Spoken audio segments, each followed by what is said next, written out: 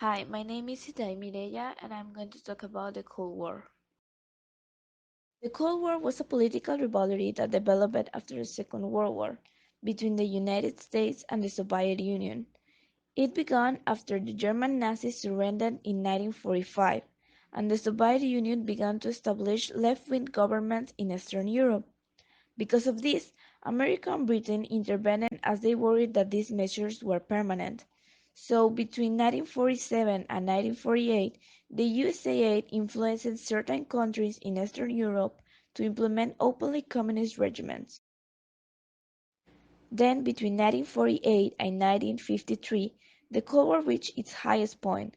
On one hand, the Soviet Union failed in the attempt to block the sectors of West Berlin and explored its fierce atomic bomb against the Americans. On the other side, the United States and its allies in Europe created NATO, the North Atlantic Treaty Organization, which was a military group to combat the Soviet forces that were present in Europe. The tension began to decrease between 1953 and 1957 with the death of the Soviet dictator Joseph Stalin.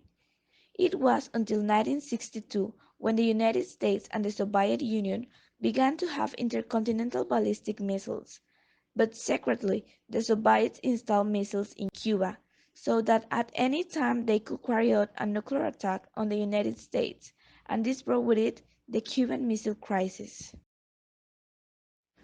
Sometime later, they signed the Nuclear Test Ban Treaty of 1963, document that established the absolute prohibition of nuclear weapons testing on the surface, since they realized that neither country was ready for the use of nuclear weapons.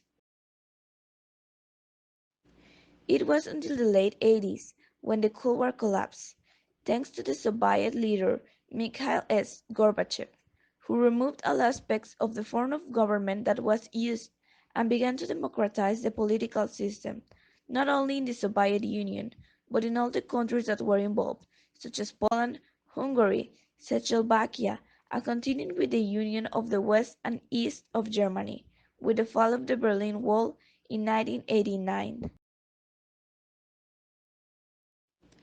And finally, the Cold War ended in 1991, when the Soviet Union collapsed and 15 new independent nations were born thanks to Gorbachev's internal reforms, including Russia to the new Communist Party that he created, an anti-communist and democratically elected leader. Now, what is a Cold War? According to Sofia Petkar in her article on The Sun, a Cold War is a state of conflict between two nations that does not involve direct military action, and the use of this term for the first time is granted to George Orwell in his article You and the Atomic Bomb, which was published at the end of the Second World War on October 8, 1945, in a warning, "Peace that is no peace," to what he called for the first time Cold War.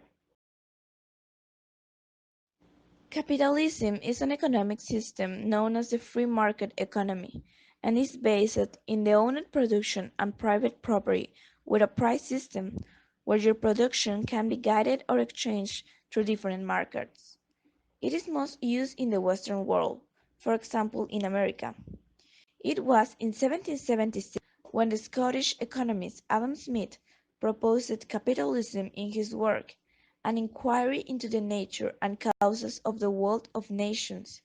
With his ideas for a free market and a progressive system, he believed that people would create a balance between nations.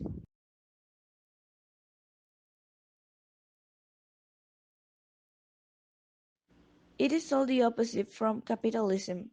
Socialism is a social and economic system characterized for a public ownership that has a control of natural sources and property where people works and lives in constant cooperation for each other.